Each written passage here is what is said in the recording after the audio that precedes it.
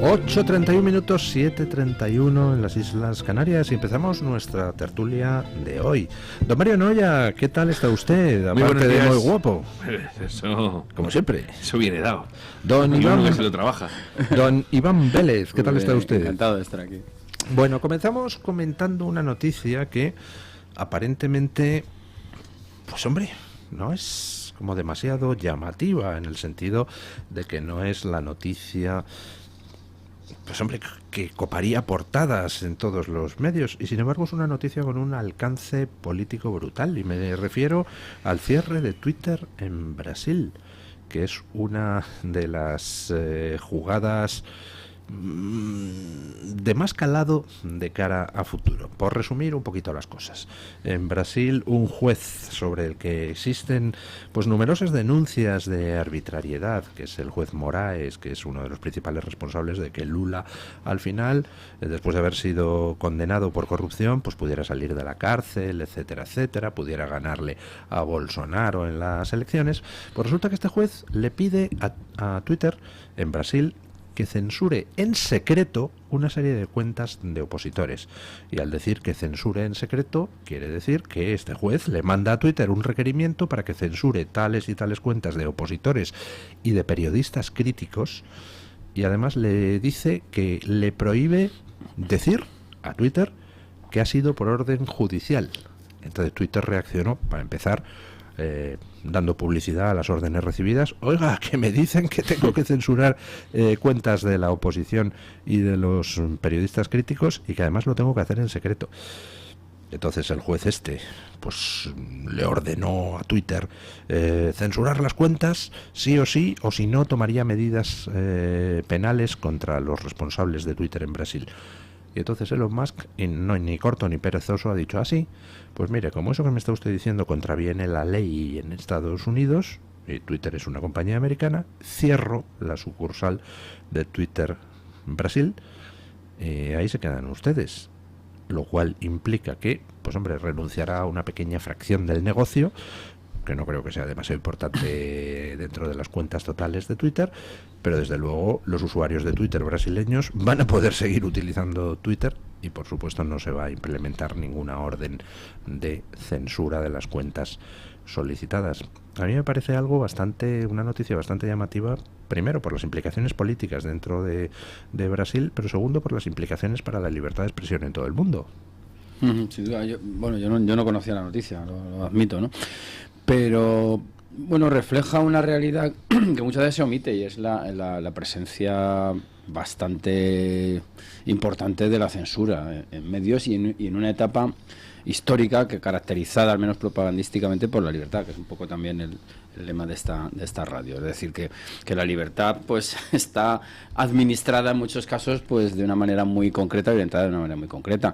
Esta es una censura a una escala muy alta, pero luego hay otras pequeñas censuras que vienen, o no sé qué terminología utilizar, que vienen de la mano de la adjetivación que se le da a las noticias. Estoy pensando en la corrección política. Claro, de la corrección política, efectivamente. Estoy pensando en la cantidad de crímenes y apuñalamientos que estamos viendo en España últimamente, que se omite parte de la información precisamente para evitar que la gente sepa quién comete esos crímenes y esos delitos. Entonces, en este caso sería, pues digamos, una mordaza a una escala de una nación como Brasil muy importante, pero que Elon Musk pues parece ser que la ha sorteado con bastante habilidad, y ha hecho muy bien también en publicar esas órdenes que son verdaderamente inadmisibles, porque está claro que ese juez tiene la toga más manchada que alguno que se me viene a la cabeza ahora mismo. Y mira que es difícil, ¿eh? Y se sonríe don Mario Noya. Con la libertad de expresión vamos a tener un problemón. Sí. Porque entre los principales enemigos de la misma hay muchísimo periodista y los medios de comunicación, que son los que dicen, oye, las redes, fijaos las cosas que vienen en las redes y tal, y van a empujar ellos porque se impongan legislaciones restrictivas, y van a pedir, tiene toda la pinta de que van a empezar a pedir licencias especiales para ejercer el periodismo, cosas de este tipo. Aberraciones de este tipo, quiero decir. Hombre, porque es que para empezar, el hecho de que, o sea, lo de Twitter en Brasil demuestra algo fundamental, y es que otras redes sí que han aceptado esas órdenes de censura. Es decir, si contra Twitter se ha emitido órdenes o pues obedece usted o le cierro, le meto a usted en la cárcel a sus directivos en Brasil, pues eso demuestra que otras órdenes han recibido, perdón, otras redes, pues pongamos Facebook o Instagram o las que sean, han recibido esas mismas órdenes de Twitter y sí las han cumplido. Es decir, que se está censurando cuentas de opositores y de periodistas en secreto. Tócate las narices. Repito, fijaos, nos ha dicho Zuckerberg, ha confesado que hablaba con el FBI, las instituciones están tomadas, que tengan sesgo no importa, incluso se presume de ello, es decir, es que esto va así. Y ya digo, va a ser peligroso porque la labor de los medios ahora es más importante que nunca, casi, ¿no? Tienen ellos herramientas para distinguir la paja. Cada vez va a ser más difícil diferenciar un deepfake de una información auténtica o imágenes, sobre todo, etcétera. Uh-huh. Y si los que tendrían que ponerse al servicio del bien no se ponen, vamos a acabar. Bueno, ellos creen que están puestos al servicio del bien y no lo están, ¿no? Fijaos, vamos a ver. En Estados Unidos la prensa se está licuando con Kamala Harris, que es una tipa que no da entrevistas, que no quiere relacionarse con ellos, solo quiere masaje. Ya está. Sí. Y sin embargo piden que se censure, piden censura preventiva para una entrevista de Elon Musk con Donald Trump. Sí, eso. Digo, los peores son los periodistas en eso, que se creen además con derecho, o sea, ellos se creen los custodios del derecho a la información de la ciudadanía, que no es suyo, es que es de todos. Solo faltaría que tuvieras que decirle a un periodista: oye, ¿me puedo expresar? ¿Puedo dar información? ¿Cómo? No, y el propio gremialismo que tú señalas de los periodistas le va a hacer mucho daño a la profesión, porque claro, al final ¿quién va a expender los certificados de periodista FETEN? Pues en el caso de España todo apunta a que eso se está alarmando en los ambientes del Partido Socialista Obrero Español, que ya sabemos perfectamente el dominio que ha tenido los medios.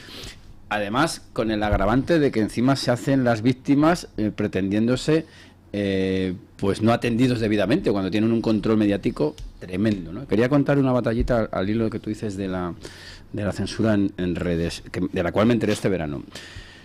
En el curso de una tertulia en la radio de Andalucía, bueno, pues se abordó el caso de un crimen horrendo que hubo hacia unos niños y tal, y bueno, enseguida saltó un tertuliano diciendo: eso es violencia de género. Y yo dije: oye, ¿y qué es el género? Bueno, pues mi nombre fue derecho a la comisión de RTV de Andalucía. Bueno, pues este verano me entero en el Santo Domingo de la Calzada de que bueno, yo hice una reseña de un libro titulado ¿Es Estados Unidos un país racista?, de José Luis Pozo Fajarnés. Hice una reseña, la publicó en Facebook y se la eliminaron. ¿Por qué? Porque, claro, yo no puedo reseñar nada porque soy, según el diputado socialista, un agente del odio. Es decir, para que se vea cómo están los mecanismos o los algoritmos o el ismo que se ocupe del asunto de censurar a quien toca en cada momento. O sea, ese es un ejemplo, es una batallita personal que quiero contar porque es ilustrativa de lo que estamos hablando. Entonces, claro, vamos a llegar a unas situaciones tremendas y habrá que buscar, pues no sé, si medios clandestinos o rehabilitar radios Andorras y cosas por el estilo, ¿no? O sea, que la cosa es tremenda. Y va a ser complicado porque, bueno, pero digo yo que esas complicaciones vienen acompañadas de gente con la pericia técnica necesaria para ponerse al servicio de la difusión de ideas contrarian, que dirían los otros, ¿no? Si os fijáis, como la hiperdigitalización de todo lleva a que estés en manos de quienes manejan técnicamente ese tipo de cotarros. Y los estados tienen muchas ganas de hacer eso porque como que tienen mucho más fácil rastrear todo, ¿de acuerdo? Pero te tienes que poner en manos luego ahí de gente que opera en las tinieblas. Y eso no te da a ti tampoco la menor seguridad. No, claro. Pero vamos a tener que... Europa está lanzando un mensaje clarísimo, que no le gusta las redes libres. No. Hay que hacer, don Luis, una radios de galena de nuevo, a lo mejor, y volver a eso. Sí, Radio Pirenaica. Sí, no, exacto. Y con las... Bueno, Pirenaica. a Europa no le gusta la libre información, lo demostró Thierry Breton con su infame carta a Elon Musk, diciéndole, ojo, cuidado, a ver qué vas a decir en la entrevista con Donald Trump. La Comisión Europea se desmarcó de esa carta de Thierry Breton, o sea, no le salió muy bien la jugada, pero en el fondo subyace, pues eso, el deseo de controlar la información. Por cierto, muy bueno el artículo de don Javier Venegas sobre este tema en The Objective, que publicó ayer. No se lo pierdan, hablando de Thierry Breton, la corrupción en la Unión Europea, etcétera, etcétera. Excelente artículo. Bueno, la verdad es que lo de los intentos de censura pues tienen un problema, y es que o son totales, es decir, o acallas todas las voces críticas, o no funcionan, porque en el momento en que haya una voz crítica, pues la gente se vuelve hacia esa voz para encontrar lo que no se dice en ningún otro sitio. Y la pregunta es, ¿y cómo demonios acallas todas las voces críticas en un mundo global donde yo puedo acceder a Twitter Estados Unidos cuando me dé la gana y escuchar lo que publiquen en Twitter Estados Unidos, voces críticas con el discurso dominante y que a lo mejor en Europa se intenta silenciar? Es muy complicado. No se le pueden poner puertas al campo de ese modo porque aunque estamos siempre manejando la idea de globalización, nunca es efectiva. O sea, quiero decir que siempre hay fugas, por decirlo de algún modo, ¿no? Y entonces, pues pasa un poco como con las encuestas que en España no se pueden publicar unos días antes. Bueno, pues siempre aparece la encuesta de Australia o hecha desde otro sitio y acaba llegando la información, ¿no? O sea, que en ese sentido yo creo que es imposible dominar totalmente el tablero mediático, aunque se intente y a pequeña escala se pueda hasta conseguir y desde luego censurar y cerrar medios, que es probablemente a donde vamos seguramente en España, pero a escala global es imposible. Por cierto, ¿verdad? ¿qué ha pasado con ese proyecto de Sánchez? Porque decía que en julio iba a presentar un proyecto para controlar los medios. Pues todavía estamos aquí esperando, Será ¿no? un cambio de opinión, no sabemos, tampoco exija a Sánchez coherencia, ¿no? Sí, pero cuidado. Estaban trabajando en ello. Sí, no, pero cuidado porque ese tipo de cosas a este no se le olvidan, ¿eh? Y está claro que es algo que le preocupa. Sí. Y repito, y a sus medios que no, que el problema es que hay como una voluntad de políticos y periodistas en que eso pase así. Sí, el problema, yo creo, Mario, lo señalas cuando hablas de los periodistas. Lo asombroso es que son los periodistas orgánicos, para utilizar esta terminología, los que están a favor de esa medida. ¿Por qué? Porque se sienten seguros y no se dan cuenta que lo que están poniéndose es la mordaza ellos mismos. Es decir, que aquí lo asombroso yo creo que es la cantidad de periodistas que están a favor de cerrar medios y de acallar voces muy concretas. Claro. Eso yo creo que es lo más grave del problema. Pero esos periodistas que ahora defienden el que se censure a los demás, en el momento en que cambiaran las tornas, es decir, si hubiera un cambio de gobierno, pasarían a ser los máximos defensores de la libertad de expresión. Por supuesto. Y sin ningún tipo de rubor. Por supuesto, siempre, claro. Y las propias figuras que tienen ellos... ellos hablan del macartismo, hacen las películas como Buenas noches y buena suerte, etcétera, pero no, o sea, que lo que les molesta está claro que es. Una A ver, ellos corrección sí. a algo que he dicho. He dicho que el artículo es excelente de don Javier Venegas, era en The Objective. No, es en disidentia.com, me he equivocado. Que es su propio Mil medio. perdones, que es su propio medio.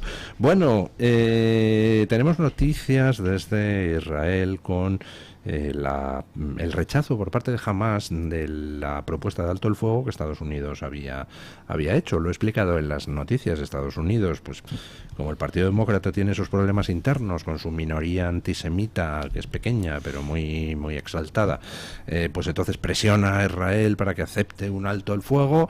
Al final, después de muchas reticencias, Israel acepta con una serie de condiciones razonables el alto el fuego. Estados Unidos hace suya la propuesta y se la presenta a Hamás, y Hamás dice que tururú, tururú, tururú, porque, en fin, pues Hamás continúa interesado en seguir utilizando a los palestinos como carne de cañón para tratar de evitar su propia desaparición, ¿no? Ahí vamos a ver qué sucede, porque Hamás sabe que el tiempo ahí corre en su favor precisamente por la israelofobia ambiental en los centros progresistas de poder y en las masas usualmente movilizables y demás, ¿no? Y luego aparte hay una cuestión que tiene que resolver Israel, porque a Israel lo que le colesiona es que hay que luchar contra Hamás, pero el final, ahí es donde la sociedad se divide. Dicen, ¿qué hacemos? Porque tienes que ver. Es que de repente dices, vale, bajamos a Hamás, y entonces te dicen, ¿y ahora qué? ¿Quién gobierna aquí? ¿Gobernamos nosotros? ¿Hacemos una ocupación militar? Ponemos a la autoridad en Palestina, dejamos que la yihad islámica palestina, que es mucho más pro-iraní que Hamás, tome el poder. ¿Qué hacemos aquí? Reocupamos territorio con población. Nosotros abandonamos el territorio en 2005. Yo estuve un mes y medio antes de que lo abandonaran. ¿Qué hacen? Hay gente de la derecha israelí que dice, vamos a reocupar territorio. ¿Qué hacemos? Dejamos una zona colchón, una buffer zone entre Israel y Gaza, que no esté habitada, un no man's land, para que no vuelva a pasarnos esto. Hay un montón de cuestiones estratégicas que en Israel genera tensión, genera muchísimo conflicto. Y muchísimas dudas. Y jamás dice, hay que se pudran en sus querellas internas, que vamos ganando nosotros, y además adoptando la posición de los grandes resistentes que son capaces de sostener una lucha de largo aliento con Israel. Lo único que sí que no puede hacer es bajar los brazos, y cada vez que ha bajado los brazos en señal de buena voluntad, en el otro lado lo han interpretado como todo lo contrario. Cuando se retiró de Gaza, cuando se retiró del sur del Líbano, en el mundo árabe y en la sociedad palestina lo interpretan como, fijaos, hay que aguantar, y entonces se retiran. Y eso lo sabe Hamás. Y además está la cuestión de los rehenes. Generan un montón de presión en Israel, y te lleva a querer solucionarlo rápido, pero no. Imagínate si ahora vuelves a hacer lo que ha hecho Israel otras veces de, vale, pues venga, a cambio de 3 rehenes, soltáis a 1000 terroristas. Sinwar, Yahya Sinwar, que es el carnicero que está al frente de Hamás, fue liberado en un intercambio por Gilad Shalit, creo que fue. Y fijaos. No, claro, yo creo que tú señalas el problema de fondo, ¿no? Y es qué hacer, cómo resolver, cómo cerrar la cuestión. Hay un libro interesantísimo del que de hecho voy a dar un seminario en una fundación, que se llama Israel Victory, de Daniel Pipes. Y Daniel Pipes dice, Israel tiene que vencer contundentemente, y la victoria aquí significa propinar una derrota contundentísima a los palestinos para que no levanten cabeza. En ello está, yo creo, ¿no? Claro, no, pero no, porque aquí de nuevo no te creas. Es decir, Daniel Pipes dice, esto hay que solucionarlo como se solucionó en la Segunda Guerra Mundial. Tú tienes que aniquilar el ideal de resistencia de los de allí, que digan no hay ninguna posibilidad, ¿no? Que no haya ninguna posibilidad. Alemania nazi, el Japón imperial y tal, y que ni se les pase por la cabeza que pueden obtener ese objetivo.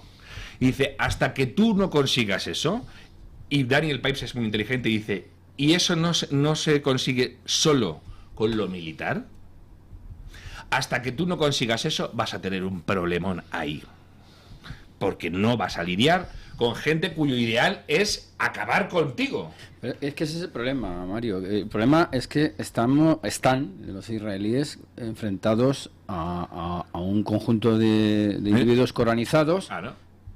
que en una vida ulterior tienen unas condiciones mucho mejores que las actuales. A mí me parece un auténtico disparate, pero es lo que les mueve, y el odio y el famoso lema hasta el mar. Claro. Es aniquilación. Entonces es muy difícil acabar con ellos. Lo único que tiene que hacer, yo creo que Israel es lo que está haciendo es contundencia absoluta.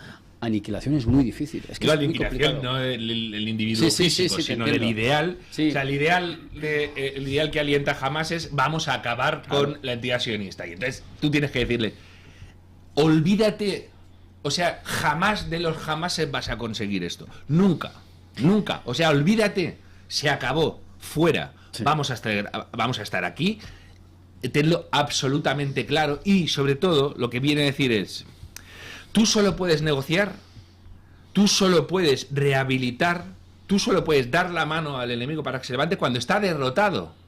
Y cuando él asume la derrota, lo que él dice es, ellos tienen que asumir en primer lugar la derrota. Cuando asuman la derrota, tú ayudas a reconstruir. Y vuelve al caso de la Segunda Guerra Mundial y dice, ¿qué hicieron los aliados con Alemania? Devastarla. Y luego dices, y ahora, cuando habéis renunciado a absolutamente todo, habéis asumido una ocupación militar, habéis visto lo penoso de la partición de tu propio territorio, etcétera. Con esto, y derrotadísimos, una vez perdida la guerra, ahora te ayudo y regenero el territorio. Pero mientras tanto, Israel, ¿qué está haciendo? A un enemigo le está negociando, sin derrotar. No solo no ha derrotado, es que el enemigo dice que va a ir a por ti y que va a tomar Jerusalén. Lo que pasa es que hay diferencias, Mario. Quiero decir, Sí, la Alemania nazi, que tenía en su seno, pues, bueno, por cierto, era un antisemitismo declarado desde hacía muchísimo tiempo. Un asunto de una búsqueda de pureza racial muy anterior a Hitler. Por cierto, que es que aquí lo digo por esos documentales que nos administran constantemente de que Hitler era una especie de loco. No, perdón. Hitler es la punta de lanza de una sociedad que estaba perfectamente alineada con esas ideas. ¿Cuál es el problema? Que las raíces ideológicas del Islam son mucho más difíciles de erradicar. Hay un libro que tiene un título demoledor que se llamaba No solo Hitler. Bueno, pues mira, no solo Hitler, efectivamente. Es que si nos ponemos a rebuscar en racismos y eugenesias, pues hombre, podemos hablar de la figura de Salvador Allende, ¿no? Y su tesis doctoral donde abogaba por esterilizar a los enfermos mentales, etcétera, etcétera, etcétera, ¿no? Sí. Es una situación, ya digo, vamos a ver, yo he estado en Gaza, y en Gaza los denominados colonos israelíes me enseñaban restos de Qassam, de cohetes Qassam, donde me ponía hasta Jerusalén. Claro. Los europeos, los occidentales, tendemos a pensar que esas son figuras retóricas. Pero el problema es nuestro. Ellos te dicen lo que van a hacer y que no se van a quitar y van a poner a sus hijos, su riqueza, todo por delante, porque el ideal aniquilacionista está ahí. Y tú, europeo, tú, occidental, no te crees que sea así. Pasa con los talibán, pasa... Cuando estos tipos tienen una voluntad alucinante de imponerse, y se acaban imponiendo porque el factor tiempo, que es el que nos falta en Europa, en Occidente, que nos lleva a ser impacientes, a ellos les da igual. O sea, a mí no se me va nunca de la cabeza. A Guantánamo llevan a uno de los líderes talibán y le empiezan a interrogar y dicen, vais a perder. Y el líder talibán dice esto que empieza la operación, no recuerdo ahora, ¿qué fue? En octubre de 2001. En en noviembre de 2001, lo atrapan, lo meten ahí y le preguntan, ¿vais a caer?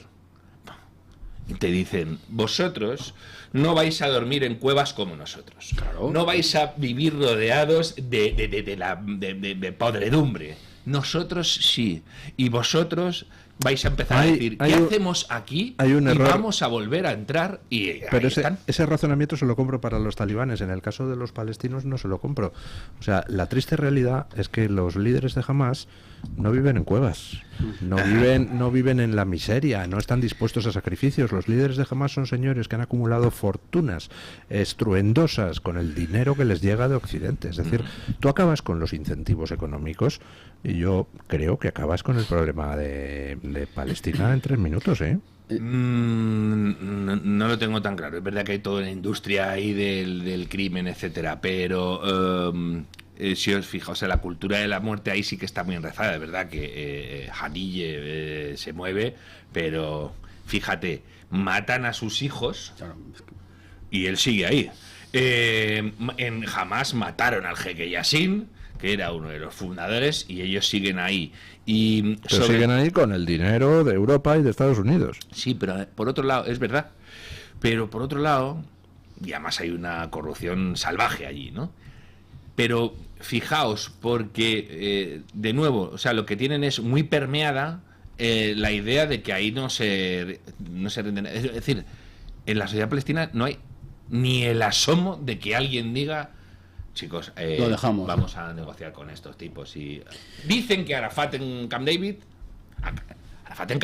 Clinton le dice, ¿pero usted qué quiere? Usted negocie, proponga algo. Cuando le dicen, si llega a aceptar Israel lo que propone Barak en Camp David, en Israel hubiera habido problemas, porque cedió mucho. No te quiero ni contar que Olmert hablaba de poner Jerusalén bajo vigilancia internacional y cosas de estas. Bueno, pero imaginaos Arafat cuando le dice Clinton, ¿pero usted qué quiere? Proponga algo. Dice, yo no puedo firmar nada de esto porque me cuelgan en cuanto vuelva. Quiere el mar. Vamos a dejarnos, y no son figuras retóricas, porque claro. Yo acusaría incluso a los izquierdistas españoles cuando han utilizado ese lema. Saben perfectamente a lo que se refieren. Sí, aquí poesía la justa. No, eso es.